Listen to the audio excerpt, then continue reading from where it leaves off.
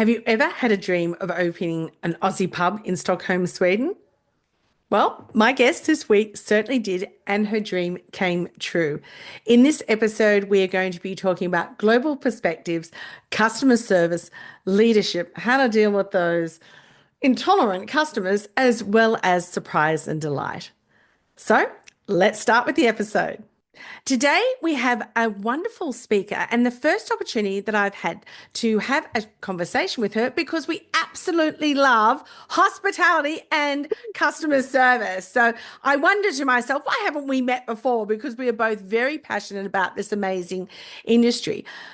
Kylie Pengelly Linke grew up in SA on a farm, just like I did, but in the back of New South Wales for myself. In 2012, after having her own business, she decided to pack her bags and become a digital nomad lifestyle. Hospitality has been in her blood since her very first job waitressing. She's been traveled overseas, she's opened up hotels, she's been through the pandemic in Sweden. So let's welcome Kylie to share a little bit more about who you are, where you are, and why do you love hospitality? I think I started, waitressing at the local pub. I'm from Keith, it's a small country town in the southeast of South Australia. And, we had a little country pub. So many people got their first, job there. I wasn't 18, obviously, so I was just waitressing, taking out food and bringing in plates. And just being a part of that sort of experience of people going out for dinner and making sure everything was all right. I don't know, something about that. And I think it comes a little bit. My mum is the hostess with the mostest. She loved throwing a dinner party. Right. So it was sort of like dinner party on steroids. Yes. And I think, eventually that's sort of what drew me to the pub idea. But the whole Sweden thing is a whole story in its own, because I went there on a working exchange. I actually worked on a farm. Right. And whilst there, I remember saying to someone in a pub, one day I'm going to open an Aussie pub in Stockholm. I was 22 or 3. I didn't know money. I had no, that was just a pipe dream. But it kind of became this anchor for most of my life. And for such a long time, I never thought, it would happen. And then on my 40th birthday, I took myself to Sweden for my 40th birthday. Yeah. And whilst there, I went, I'd rather have a business in Sweden and holiday in Australia than the other way around. And so I went about working out how that was possible. And pretty much I had to sell everything, my house, my shares, everything that I'd accumulated to do it. But I did. So that's sort of how that came. That's the short version anyway of how that came about. My gosh, we're going to have to tease that out a little bit more as we go through this conversation, because, selling up everything to have a dream for so many years must have been, thought of perhaps by some of your family and friends. Oh my goodness, why are you doing that? But what a wonderful adventure it must have been to go, you know what, I'm just going to do this and let's go forward. You talk about the Daydreamer's advantage when we were having a conversation beforehand, and how has big picture thinking helped you navigate change, especially, as you've just mentioned, working in Sweden during that COVID? How can leaders in hospitality balance vision with day-to-day service pressures? Because my gosh, there are so many. And at the moment, I think, like you say, the COVID thing was so devastating for hospitality around the world. But right now in Australia, this economic crisis is really putting the nail in the coffin for many people. But I think the fact that I had that dream for 20 odd years and did it, I forget that's quite a big deal. But I think when you have a big picture goal for your business, and it doesn't have to be that big, that I had, but when you have that, it becomes the anchor for everything you do. So when all these pressures are coming at you, you just have to keep looking at that and go, okay, is this taking me towards or away from? And then the decisions about cost cutting or taking on something new become reasonably easy to balance, because it's either doing the right thing or not doing the right thing. And I mean, during COVID, I'd been in business for 1 year. So I was just starting to see, things pick up and being able to compare 1 year onto the next, like for 2 months, and then COVID killed me. Well, almost. But the thing that happened, when COVID happened, is I looked at my business plan and went, this is a lofty vision to be renowned as the, famous Aussie pub in the whole of Scandinavia. This is not a vision I can quite come at right this second. And it became the only thing that I put on my vision was survive COVID. And every single decision I had to make, and some of them were devastatingly hard, like, getting rid of your staff, like that, nobody Yes. wants to do that. But Mm. it was, do I survive or not? And they all understood, obviously. And there was some help for them as well through government grants and things like that. But, everything I did I need the garbage to be picked up 3 times a week? No. We No. didn't have that much garbage, so Yes. everything you just looked at. And I think that's a great way to balance every pressure that comes at you. Am I going towards or away from my big picture goal? I think having a big picture goal is the start, like making sure you know what you're actually aiming for. Yes. So just tell us a bit more about how did how did you open it up in Stockholm? Like, have you got family there, or is there some sort of connection? And why Sweden? So it starts way back in, I think it was 94 when I went to Sweden on this working exchange. So I'd always wanted to do that sort of, I mean, I feel so old now, but back then gap years were not really the thing. Like people Yes. didn't really do the gap year, but a lot of people my age started that trip to Europe and doing the Mm. working holiday because all those visas were around. And I'd learnt French in school. I'd been on a student exchange to South America and learnt Spanish. So I'm a bit of I love languages. I love Mm. communication, which I think also comes back to the hospitality Yes. piece. And so I was like, my brother had been on an exchange, grew up on a farm. I know how to drive a tractor. I was like, oh, this would be cool. And I can go to a country where they don't speak English. So it Mm. was really that drew me to Sweden. Plus, I had a long-standing love affair with ABBA. Um, Good. yeah. And I actually happened to meet Agneta. That's a whole nother story, but I did actually get to meet her. But yeah, so that's how sort of Sweden came about. And then I don't know, something about Sweden just connected with me. I used to joke with my Swedish friends that I'm a Swede in an Aussie's body. Yeah, that's the way. Yeah, that's the right way around. Because there's something about their culture, their language, the way they do stuff that really connected with me. So that's sort of how Sweden come about. And I went on this 9-month exchange and ended up staying the first time for about 6 years. So I extended my work permit, worked as a nanny for a while, and then I worked teaching English.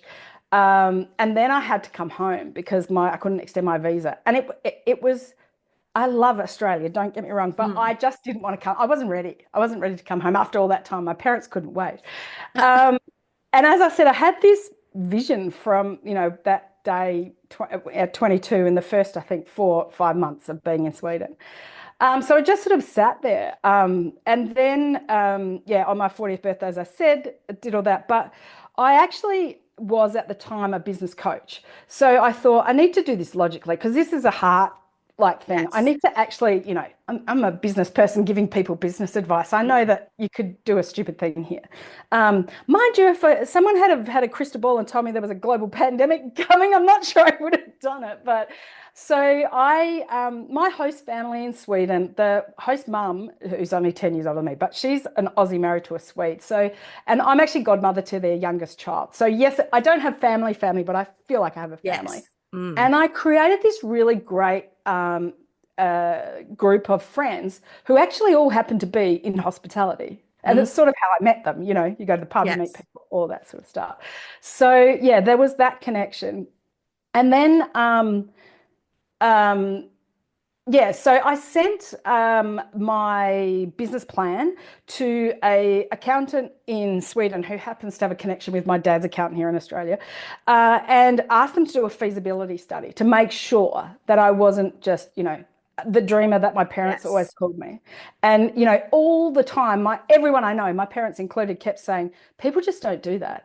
You Mm. just don't move to another country and start a business. I'm like, Yes. well, I'm not people, And so when the feasibility study came back and the accountant said, basically, your business plan is solid, it'll all come down to location. Well, Mm. that's like any, hospitality business. Location means a lot, or any bricks and Yes. mortar business. And luckily, through my connections with hospitality and knowing Stockholm, I actually knew exactly where I needed to be. Mm. So, and eventually it took a while to find the right location. I think we'd been in Sweden for 12 months. And we found the right location. So, that was how that all came about. Meanwhile, though, like I said, I sold everything up, but I didn't just sell everything up. Um, I sold my house, I got married, and we moved about a month after we got married. So I did all the things you're not supposed to do at once. But Yeah. and thank you for sharing that, because I think it just gives us a true insight to how broad hospitality can be. Mm. It just doesn't have to be just one aspect, whether it's, in the kitchen, out the front of house, wherever it may be. It's thinking about an industry that you can be anywhere in the world, no matter where, what time, and it's all there for you, being in this amazing industry. So thank you for giving us a little bit more of an insight into that, Kylie, because that just, I really want to get it out there to our listeners that don't just think you're confined to one role. It is Mm. so broad. And yes, during those times of the pandemic, there was a lot of pressure on the leaders. But since then, we've also grown. But do you find that there are a lot of businesses, as I said, that we've still got a lot of pressures on us, that are starting to grow the leaders from within? That's the way I'm seeing it a lot with, the industry that I work with here throughout Australia, is that we can look for leaders externally, which is wonderful, but growing our own from our internal company, therefore they have our vision and our values, makes a big difference. What are your thoughts about that? Yeah, I think that's totally true. Because I think when someone wants to leave, they want to leave. I Yes. don't think there's much point in trying to entice them to stay, because I know myself, when I've made a decision, I'm done by the time I tell my boss. Like, there's no Yes. coming back from that. But if you listen to your employees and see what their goals and where they want to go in the industry, or even maybe they're at uni studying and they've got into the bartending, waitressing type thing just as a way to pay the bills, and they want to get into marketing. Hey, let's not lose them, because they Yes. can help you too. So I think there's also that, like you say, homegrown leadership, but also there's other directions people can take that Mm. may not necessarily be, like you say, front of house or in the kitchen, or all those things, but they have this amazing knowledge about your business and your vision that you don't want to lose. Because I can't remember what it costs now, but it costs so much more to bring on a new person and train them than to just keep training and improving and growing the person you've got already with you. And it's not only the training, it's also tearing your hair out, feeling like you're constantly repeating yourself Yeah. to ensure, to train that next person up. So when we talk about training and that connection with customer service, and also the introduction of AI, because I know there are so many people out there now going, AI is the way to go. It's, literally taking over the world, blah, blah, blah. And it does feel like that at sometimes. But hospitality is all about customer service, isn't it, Kylie? And Yes. even though we can use AI perhaps in systems and procedures, back of house and even in front of house, we are known for our connection with people. It's knowing who they are, where they've been, have they been in hospital? What's the puppy dog's name? They've just had a new grandchild, or they've just finished a degree, whatever it might be. It is that human connection. So, how do you see AI impacting our industry and the actual having leaders use it, whether they own the business or whether they, are CEOs or senior management or middle managers? How do you feel that AI will connect with them, then their front line, and providing that customer service experience without losing efficiency and without that human connection? I think it's actually, I can't even think of the word. I think it's actually amazing to help us enhance that, Mm. because I don't know about you, but as I get older, my memory doesn't, I used to be able to do orders of, 10 people on a table and not need to write it down, but you start to get a little bit, Yeah. fuzzy sometimes. And, with your regular customers, you just want to make sure that they feel valued and that they are remembered. And sometimes that's hard with new staff. But if you have, a system where the table booking is in, such and such's name, Mr. Jones has come in, and on the screen it goes, oh, Mr. Jones, he's this, it's his birthday today, whatever. Then the staff, it doesn't matter how long they've been there, oh, okay, they should know the procedure. This is what we do for that. So Yes. I think we need to use it to enhance the personalization, to be our little memory bank for those sorts of things. But the other thing is that you, as staff, can also add to that. So we know when you've been out talking to your customer and they've told you, their daughter's about to graduate or whatever, you pop that in the system. So then your system can go send him an email going, oh, how did it go? Whatever. So I think you Yes. have to really think about all the ways that you would love to be able to touch your customers, but you Mm. don't have time. Yes. But and that's Mm. where we can use it as a means. I mean, I've been to restaurants, where you order with a QR code. I think that's cool. I mean, in some ways, I think that's great for time. And I know staffing issues, as we know, it's hard to find staff. So Mm. it can be a way to keep things moving without having to have so many stuff. However, when your order gets missed and you're sitting there for half an hour going, well, it says here on my phone, they've taken the money, and nobody, surely then you should have a process with your staff to say, hey, if you've seen someone sitting there for a while, perhaps you should pop over and check. So I think we need to do the checks and balances with it, like with any technology, to make sure that we're not missing that. But think about the ways that you would like to be able to, touch your customers, be more involved, be more personal, and then go, okay, how can AI help me? Because I can tell it, whatever you can come up with, it will be able to help you. I just love it, AI. It's like my dream child. And you are right. It can certainly help you, but we don't want to, I feel we don't want to be totally reliant on it No, because it's quite interesting when we see businesses with QR codes or using iPads or all this technology, which is absolutely wonderful. When, the internet goes down or something, just happens, you've got staff going, well, what do I do? And well, yes, you've got to pick up a pad and you've got to do the pen. And it's not to say it's hard, but it is. I'm finding with a lot of them, it's getting that wait staff to actually start that conversation. And that's where the customer experience begins, doesn't it? As you're saying, remembering those things, but they've got to have that confidence to go up. I find the only thing I find about QR codes, which drives me nuts, is you've placed the order, you haven't even eaten it, you haven't even met anybody, but it's still asking for you for a tip at the end. And you go, no. no. And it's funny that I just did a little reel on tipping because I saw an article on tipping online, and then I got a couple of journalists actually contact me about it because I was just made a funny reel. But tipping is such a sensitive topic in Mm, Australia, and I get it because we have what is it, the highest minimum wage in the world, and mm. America doesn't, and that's why they have a tipping Yes. system. But throughout even my life in hospitality, from the very first waitressing job, as I said, occasionally you get a tip. I remember my most favorite tip of all was from a customer who I cannot remember where he was from, but English wasn't his first language. And I had to keep, I'm so sorry, I don't understand what you're saying. And I had to keep asking him to repeat himself. And it felt terrible.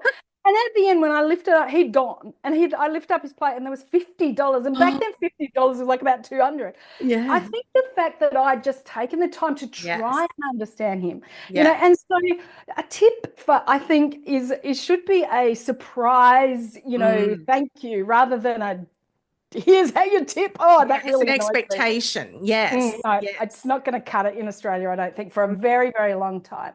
I mean, great for when you have tourists, like, yes, Mm. capitalize on the tourists that are going to tip you. I have no problem with that, but don't annoy the Aussies. They won't come back. No, no. And especially when you've had no human contact, you haven't even tried the food yet. Yeah, It's what kind am of I going, tipping so for? it becomes that feeling of, well, if I don't tip, what's going to happen to my meal? Will it be Yeah, lost? they Will get. it be cold? Yes. Mm, So, and all the negative thoughts come through, but I'm sure that's not true. But it no. does put that thought in your head of, well, why are we having to do this when we're using AI? I'll just go and queue up and then I don't have to have that hassle Yeah. or at least have that opportunity.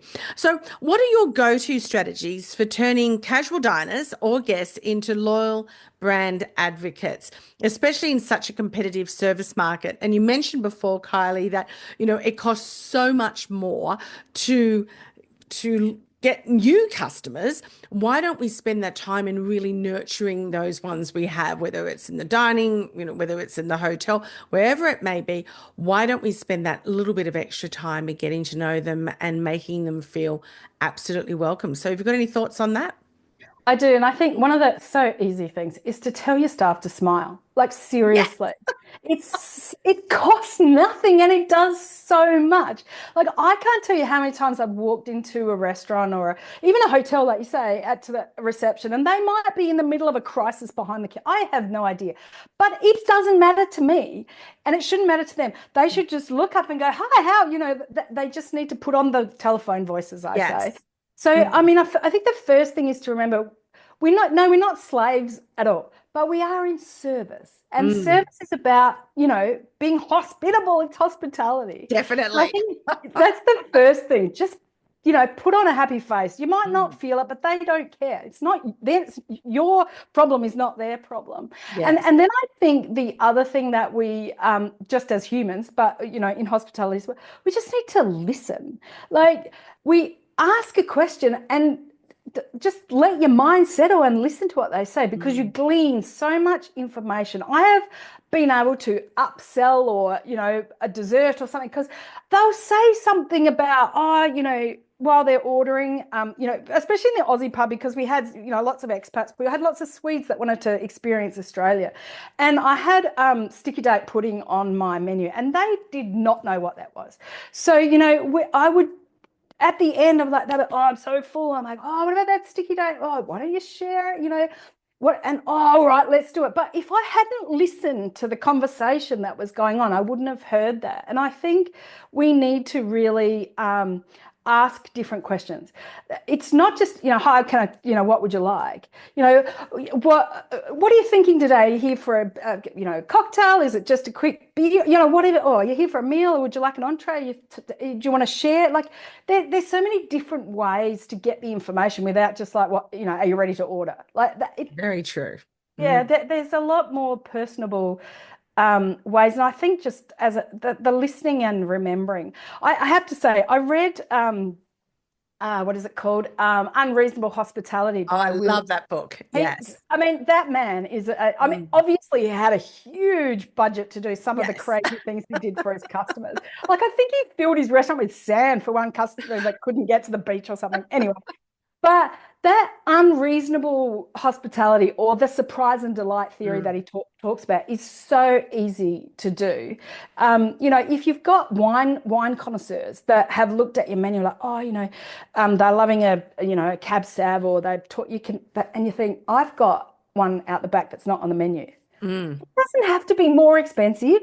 It just has Yes. to be one out the back that's not on the menu. Like, I'll just go grab one from my private, collection. I used to do that Mm. all the time because I'd get samples of Aussie wines all the time. Yes. And Yes. people would go, I got a, amazing wine from the owner. You don't have to Mm. be the owner, just from the manager, just from the waitress. Who knows? Yes. That there's that opportunity. And I think as leaders in businesses, we need to empower our employees to actually do those things, to say, okay, Mm. here's the parameters of what you're allowed to do without asking, for permission, Yes. might cost or whatever. But there's the private collection. When you Mm. feel like you want to give someone that, there you go.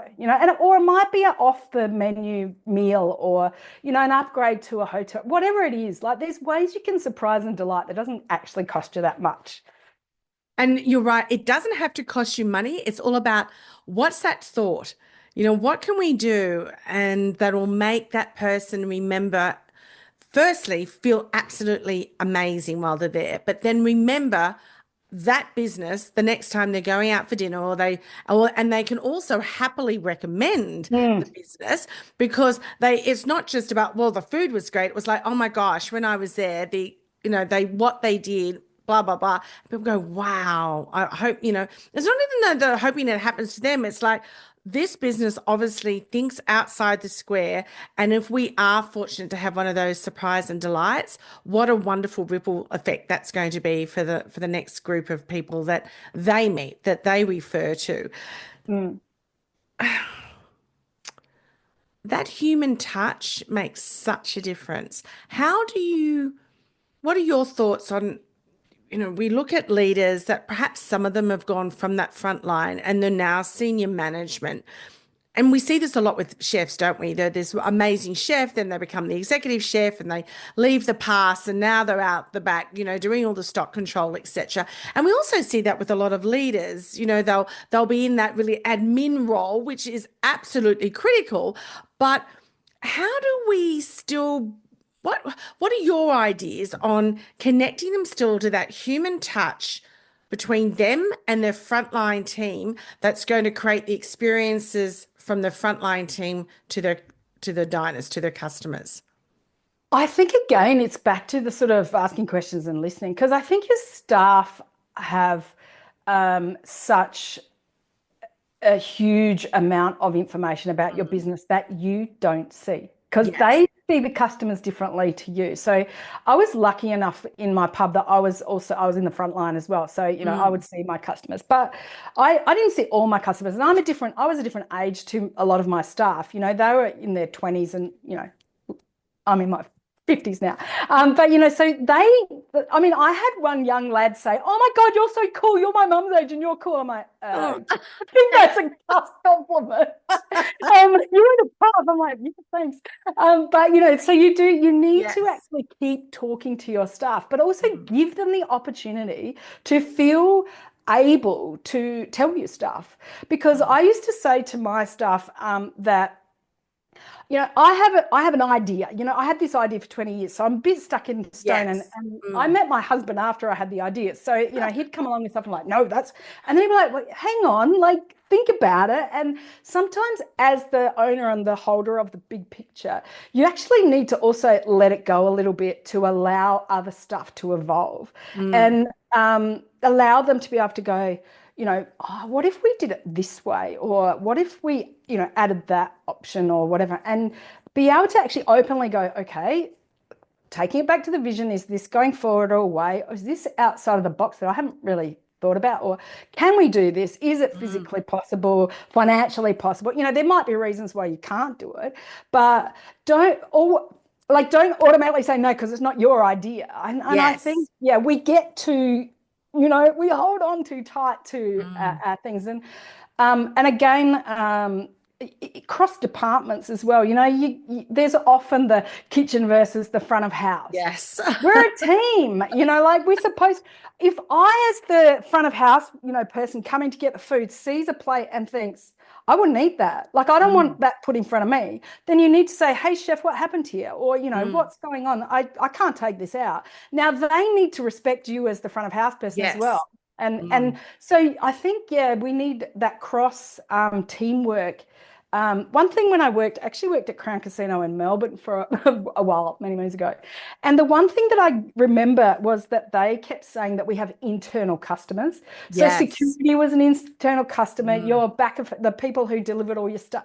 So that you had that customer service mentality even with inside your business. And I think, maybe that's a thought. But just listening, I think we're really bad at listening. I think we've gone past. I don't know what happened, but we've gone past. I think communication seems to be one of those issues, whether it's starting the conversation or listening to the conversation. You're right, and we need to do that.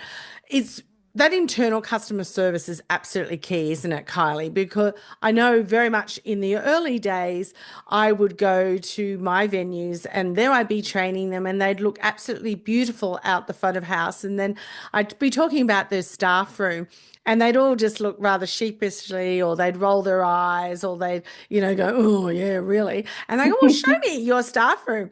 And it was the room with the broken furniture, everything was just dreadful. And I used to think to myself, how can you expect your team to go out the front and provide this amazing service if that's the way that you are treating them, and they are your internal customers?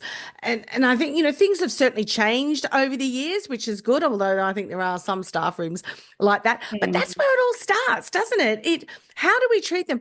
And it's not just giving them a nice staff room, but it's also knowing their name. It's connecting with them. I think, Knowing you their mentioned, birthdays. yeah, their birthdays, what their goals and visions are, about where do they want to be? Because to me, when we ask them those questions, then we could say, well, thinking about that goal, we could help you with that journey in hospitality. And now you're not going to lose that really good staff member because without knowing that knowledge, they may not have had that conversation with you or thought, oh, well, this is a totally different thing. You're not going to be interested. But when by asking them, getting them to know them, it's like, okay, maybe you're going to be able to create a role that we hadn't Works. even thought of. Absolutely. And that makes such a big difference. I think in hospitality, I think the growth that I have seen is the connection with community. It's always been there bubbling along in small waves, but particularly over the last 5 years. And actually now there are roles. This is not just BDMs. This is actually people that connect with the immediate community and the it's that flow. It's not just the give and take. It's the connection with these people that yes, are the community, but it's just so much more. And yes, that's what hospitality is there for. But I see that as a real growth for the business, but the people within that. What are your thoughts? I mean, are you starting to see that more and more in your local areas and the clients that you work with, Kylie, where their connection with the community has grown so much that it really has opened up into a whole new field of their business? Yeah, I think, and especially in rural and regional Mm, communities, because the pub in a small town is the hub in a way. yes. So it's where people meet. It's where they have their birthday dinners, their staff functions, weddings. Sometimes, it's sort of that place. And I think most pubs in the country probably have really understood that sponsorships and being a part of the footy and the netball and the Mm, different clubs and doing stuff with schools and work experience and all those things are really a huge thing because that they will repay you 100 times because people will go, the pub sponsors the footy club. yes. Let's go there for dinner, or oh, how cool was it to see that they were out supporting the kids at blah blah whatever. Mm, So yeah, I feel like there is, and maybe in small pubs that they don't have a whole role for that, but I think in bigger mm, organizations there's definitely a community approach. And I mean, people love to give to something that is, yes. charitable or any of those things. So I think that it's a marketing strategy in a way, but you're Mm. actually building your customer base and then they build your business. So Yes, yeah. And it's building that internal customer base in the sense of we've seen, if we look at without stereotyping Gen Z, we see so much research that they select, the businesses to work for that have some connection to the community or sustainability or, they have a purpose. mm, And what I see is the venues that I work with that have really built the strong connection with the community, the Gen Zs who perhaps a little bit, I'd love to do that, but now there's a whole group of them. They're really getting in behind it. And I'm thinking this was just an idea that may have started off with maybe a couple of people that, gave the blood. That we mm. do that a lot, or cleaning up the area or raising money for fun. But then it grows each time that they do it, it gets bigger and bigger.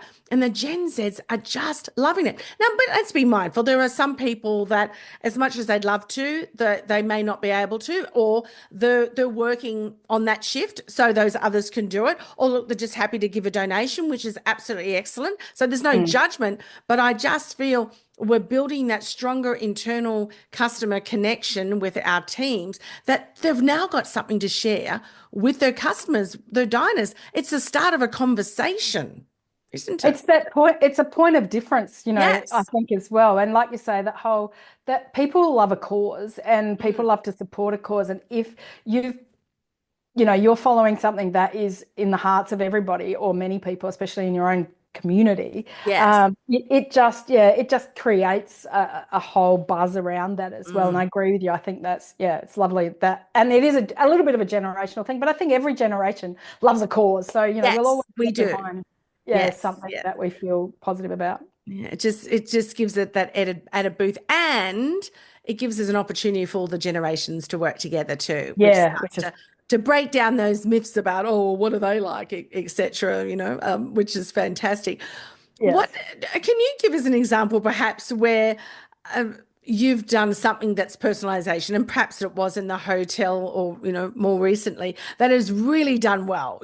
Something personalized, but also what you thought would be personalized and really has missed the mark. Have you got any of those juicy little stories without giving away confidentiality? Yeah, I think well actually the funny one was when I was, and this is in the pub in Sweden, so it's a little time ago, not that long ago, but I was doing orders like during COVID. I had to like find a new, income stream. So I used to sell my pies and sausage rolls and hot cross buns at Lucky I Can Cook at, Easter and all that sort of stuff. And the one thing that I realized that crumpets, which sounds really weird, but crumpets, they don't exist in Sweden. Swedes don't know what they are. And so I had this whole community of expats, Commonwealth expats, Kiwis, Aussies, South Africans, and Poms, who were up for some crumpets. So I put out on the website before I had done all the automation emails, hey, I'm going to be doing crumpets, orders in. I gave them a really short time frame. I got literally hundreds of orders and I had to respond to all of them because I hadn't got the automated email. And then I was getting people going, how come, I put in an order, I haven't got an email. And I had to write back to a couple of people, this is not an automated email. This is Kylie emailing you. And whilst it wasn't really meant to be personalization, they thought it was so cool that I was actually physically emailing them. So I'm not sure. I think that was automation gone wrong. But yeah, I think the birthday emails that you get from companies are always, it's an automation, but you don't really care because it's like, it's my birthday, you thought of me, So I think any of those easy ones that people aren't going to be too upset that it's sort of a general automated type of thing, but but it just, I don't know, everyone loves well, no, not everyone, I shouldn't say that, but most people love a birthday wish. So I think that's a good one. Yeah. And maybe it might be the only birthday wish they get as well, Yeah. or it might be just a handful of them. And look, you're right. It may be automated, but we're still thinking of you. And it's not as though, well, happy birthday. Would you like to buy this? So it's not as though we're trying to flog a product, but it No. is having that connection. And that's why data is so important, isn't it? When it connects with the customer, and that brings us back to AI by filling out a membership form or putting your information into that reservation. You were saying before, look, it's my daughter's graduation, or that's, it's the night before their wedding or whatever. That's something that we can have in the background. And it could well be, 10 months later, you're coming up for your first anniversary, your first 12 months, or those little connections make people go, wow. Or like when you were talking about that sticky date pudding, having that personalization. I know you love the sticky date pudding. We're back in, it's winter again. We've got it in the oven. It's things like that people go, oh, it's just really too hard. We'll just find new customers. And you think, no, the more that we can spend the time in caring for those that are already our customers, the difference that will make, won't it? Not only growing in our business, but growing also the people that are within our business. Yeah, absolutely. And because I think that repeat customers, I would say they formed probably 60%, 70%, especially during COVID, of Mm, my customers in the pub. And the thing about it is, then they brought their friends. Then they told their friends, and then people yes. would come in and go, and this happens all the time. People come in Mm, and go, my friend such and such was here the other week, and they loved it, so we came in. So then you go, right, let's go. Thank you very much. And mm. if they come in again, you're like, thanks for sending in your friends, but that was Yes. fantastic. So Yes. it is just a build. Yes, you obviously always need to get new foot traffic and new people Mm, in, but once they're in, then you need them to just keep coming back because, yes. it's not that hard to keep them coming back if you just add a little surprise and delight, as I love to say. It is a bit of surprise and delight. And it actually reminds me of a story. My daughter and I, 4 years ago, the family moved down here to the Southern Highlands, but we'd always gone to this one Vietnamese restaurant in Camden where we had lived for 28 years. And it was, they have fantastic food. And so perhaps we there every fortnight, sometimes it was once a week because we just loved it. But living down here, even though it's only 45 minutes up the road, I just haven't been for a good 18 months. My daughter now works back in that local area and she popped in there the other evening, before she headed home, crazy traffic, sat down, and the same girl was being the waitress, which I think she is part of the family that own the business. We go, oh, welcome back. Oh, how's your mum? Haven't seen her for ages. And my daughter said, oh, we've moved out of the area. So, she goes, oh, I already know what your order is. It's the chicken laksa because, Kaylin absolutely loves it and is wonderful. But before the laksa came out, she came out with a little plate of 3 little entrees and she put those down and Kaylin sort of looked and she goes, I knew your mum and you always used to order these. So while you're waiting for your laksa, wow, what a memory. Yes, And absolutely. didn't that make the difference? So, of course, now my daughter's going, okay, now it's not as though you feel, oh, now I owe them something, I've got to go back. It's more like, isn't that wonderful that she has remembered us, not only being loyal clients, but now bringing us back, remembering those little touches. We'll definitely be going back more and more, and I'll be going back. Absolutely. I think that's the one thing that I didn't say before is it's all about the experience. It's creating experiences. And they only have to be, a moment it's the same with someone has a complaint.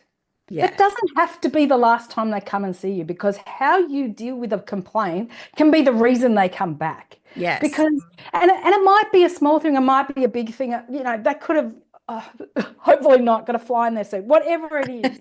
But there are ways I've very rarely, I can probably count on one hand. No, I reckon probably 2 people that will never come back to my pub because I told them not to. Yes. But, because sometimes people aren't your customer. That's the other Yes. thing. But where I've turned, what could have been a disastrous situation because we missed the mark and turn it around. And they've come back other times. Yes. And I think that customer service piece as well about the complaint is just as important as all the good stuff because that can really also be a place where you surprise and delight, where they don't expect to get if it's something that obviously the whole complaint thing is a difficult one because red rag to a bull for me is when someone says the customer is always right. Yes. No. They're not always right. We're going to make them feel like they are, but they're not always. They're not because, like I said, sometimes they're not your customer. If you're a family-friendly restaurant and you've got a dude over there who's complaining about the kids' noise, Yes. he's probably not in the right spot, and nothing you could do is going to make him feel better. So you best give him to the competition so he feels better, Yes. But that's also that, being able to deal with that type of complaint where you can't actually change something, but you can make them feel heard, valued and seen, and that's as best you can come with. So yeah, And that's very true. It's people often rush to just give them the meal for free.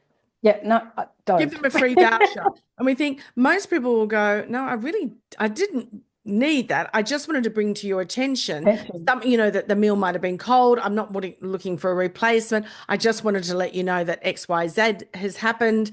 But I certainly didn't want a free meal. Now, of course, people aren't going to say, oh, well, say no. I won't say no. But it's not that expectation. And I think that is a part of being in the hospitality industry. We have to prepare our frontline teams in particular that there will be people who are not going to be happy with the meal or what they have ordered, but how do they handle it instead of just going, oh, I don't know what to do, so I'll just disappear out the back and hopefully somebody else will help them, or just rush to give them the money back or challenge them on that. Don't do that. I've seen that. I had a chef and his partner, and they had, the wait person had taken an order. The person had definitely said, no peas. I don't want peas. And it came back and it had 2 peas on the plate. And so when the person said, I specifically said no peas, the wait person turned around and said, why, are you allergic? And it went down like a lead balloon. Now, I don't like peas and I don't like corn. I think they're dreadful little things staring at you from the plate. I probably would have pushed them off the side. The fact is, that wasn't me. That was a true story from a chef, well, and who owned their own restaurant.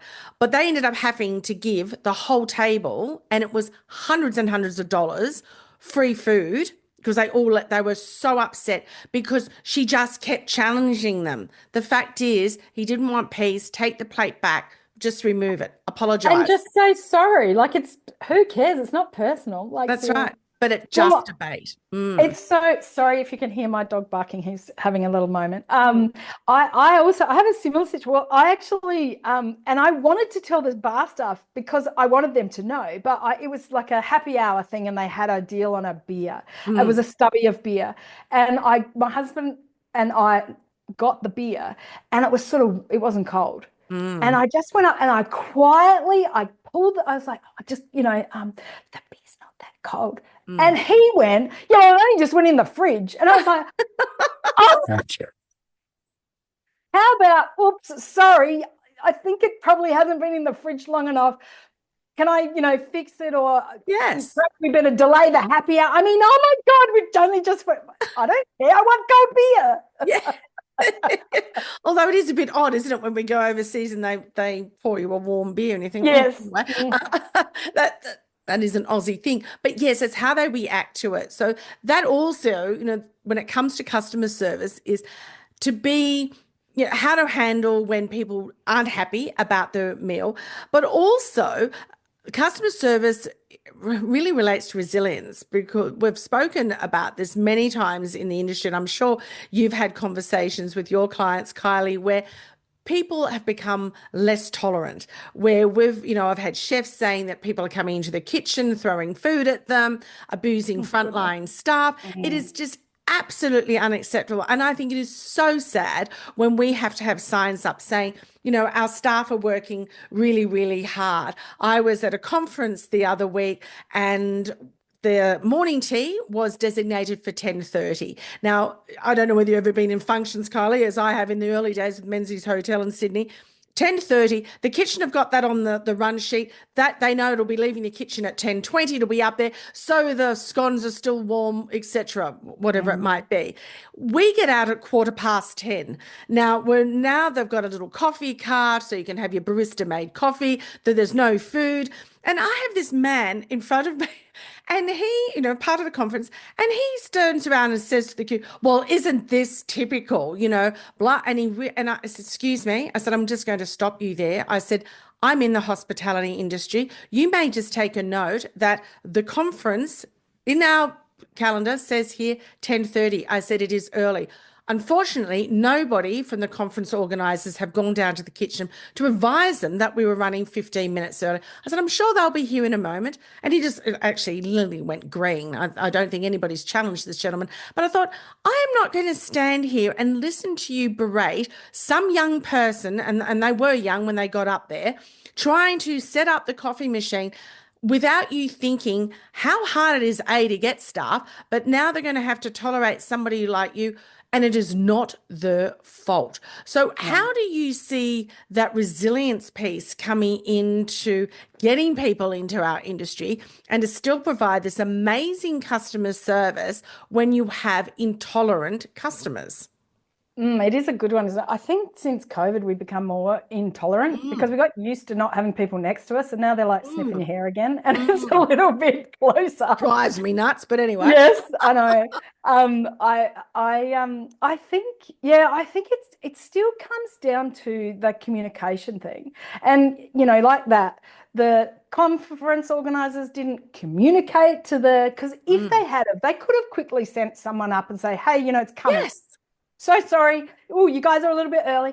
I find humor helps a lot in the whole resilience piece. When things go wrong, and people, in the end, if you can diffuse that, that guy is not going to go off his rocker. If he kind of goes, oh yeah, they're humans too, and stuff happens. And I think you're right. It is a tough one because I think the younger generations, with the whole social media technology, they're not as good at the face-to-face communication as perhaps we are, because we learned how to say the hard stuff straight to someone's face, because there was no text messaging, or you couldn't Yes. text your boss that you weren't coming in because you were sick. You actually had to ring them, and they had to hear your voice. Yes. And if you sounded too well, you're in trouble. No, but you know what I mean. I think there is. I think that communication piece is really big, and helping people to feel able to talk, but then be able to deal with. Don't take it personally.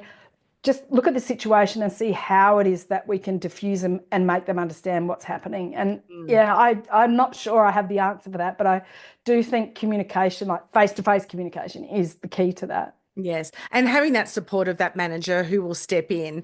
And that's why I stepped in, because I thought, no, this is going to become a real, yeah, a negative space around us because of incorrect information. It was as simple as that, and there was somebody who's going to make a big deal about it. Customer service is amazing. We love our hospitality industry, whether it's internal or external customer service. Where do you see our industry in the next 5 years? I think it is using all the technologies to become more personal. So finding those, I've seen some really cool things happening lately, just in pubs and stuff around like Adelaide and then the state. Like there's a local pub in Adelaide that's put on a book club. Now, women have been doing book clubs quite a lot, for a long time, and there's not really much about the book. It's more about getting together and having a drink, Yes. really, often. And not that, everyone should get together and have a drink. You don't have to drink alcohol, but the fact that this pub went, here's a market. Let's see if we can grab a bunch of, people around us and get them to come in for their book club. They can pick the book, we can pick the book. We can have a different wine or a different drink or whatever. And it's just this really cool connecting with where people are, finding those, unique things that set you aside from someone else. Because I think as we are contracting because of the current economic climate, and that's sad. And I hate seeing businesses go out of business. But if you're still in business, what that actually means is there's less competition, which means, you can really make yourself stand out even more now. And it's finding those ideas. I think it's about being creative and personal, using all the technology. I think that's where we're heading. There'll be more. Oh, another fun one was the girls' night out that finishes at 10. So you're home in time but not to tuck the kids in, but you're not out till 3 o'clock, and you can't accidentally be out till 3 o'clock because it finishes at 10. But I just love those ideas. It's a little bit of fun, but it's connecting with those in your community. We know that loneliness is a major, well, it's what as they say, it's the third biggest killer in the world after heart and cancer. But we also realize through research that particularly Gen Z are the loneliest generation globally because of that lack of opportunity to have those conversations. So why not come to the local hotel? I had a chap on before Christmas, Daniel, on my podcast, talking about mental health, because he'd been in the hospitality and still is, and they started up this bar stool camaraderie where, for particularly for men only, they meet at this restaurant. It's a burger bar down in Wollongong called I think it's Elroy. Just the name escapes me for the moment, but they brought it in just before COVID, and they had already amassed. It was like few people the first week, then 35, and it got bigger. Then COVID happened. I thought, well, what are we going to do? So they did it online, and now it's just massive. But our hospitality venues, whether it's a restaurant, a cafe, a pub, a hotel, a club, they are places for people to gather, whether it's somebody with a young child, whether it is, as you said, the book club, a couple of men, a couple of women, or a person by themselves where they feel that they're part of that space around others. That's what hospitality is all about, isn't it? And that's why it's such a beautiful industry. And it's all about that customer service through communication and care. Absolutely. Yeah, it's that connection piece, isn't it, that makes people love it so much, I think. It is. It is. So before we wrap up, Kylie, would you like to share with my listeners about how they can contact you and what services do you offer here now that you're back from Sweden? Yes. So, okay, the best place I've got a page called kyliepl.com/pub. Pascoe for all of your listeners to find a very special freebie. It'll be a planning freebie, customer sort of service type planning freebie. But what I offer is from a consulting point of view, is helping them with their customer retention, like looking at the process, looking at how they can use AI, looking at all their ins and outs of what they're doing, all the touch points that they have with their customers. That's my consulting. I will be launching the Customer Whisperer Bootcamp in June. So that will be a group sort of short course. There'll be live calls weekly to help with that, but it's also around the customer retention. I also do done for you events. So this would be mainly South Australia, but if you're willing to pay for me to come interstate, I will.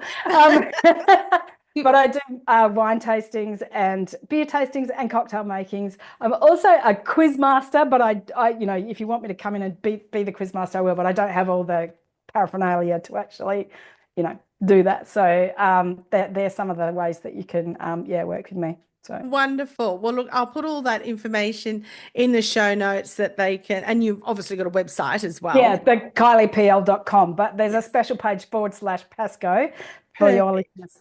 Oh, that's wonderful. Thank you for sharing that with us. I really appreciate it. I really enjoyed our conversation. It's always wonderful just to connect with somebody who goes, oh my gosh, hospitality is fantastic, but customer service is the key, because as I've always said, you can have a great product, great offering, but if it's served by somebody who's got a face like they just sucked a bag of lemons, nobody's coming back. Exactly. So true. Or the barista that you've ordered every day, the same coffee for 6 months, 12 months, and they still look at you with that blank look of, what do you want? My head in. So, if there are a lot of businesses that, yes, have gone out of business, which is terribly, terribly sad, but I also think to myself, well, had you changed with the times? Was there an opportunity? And that's not for everybody. I realize that. But how can we connect even more with our customers that through that surprise and delight of that caring that they go, this is the place A, I want to work with, and B, I want to go to. Absolutely. Thank you so much for joining me today, Kylie. It's been a lot of fun. Yes. Thank you so much, Michelle, for having me. It's been absolutely fabulous talking to you. Thank you for joining me for this week's podcast. What inspired you? What made you reflect? And perhaps what are you going to put in place in your business that you've learned through this podcast today? If you've enjoyed it, please share it with friends, family, and business associates.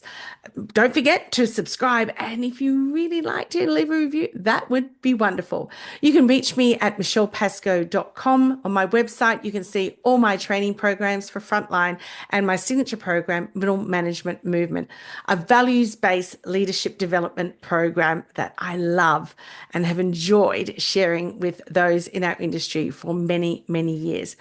Thank you for being a valued listener, and take care. Bye.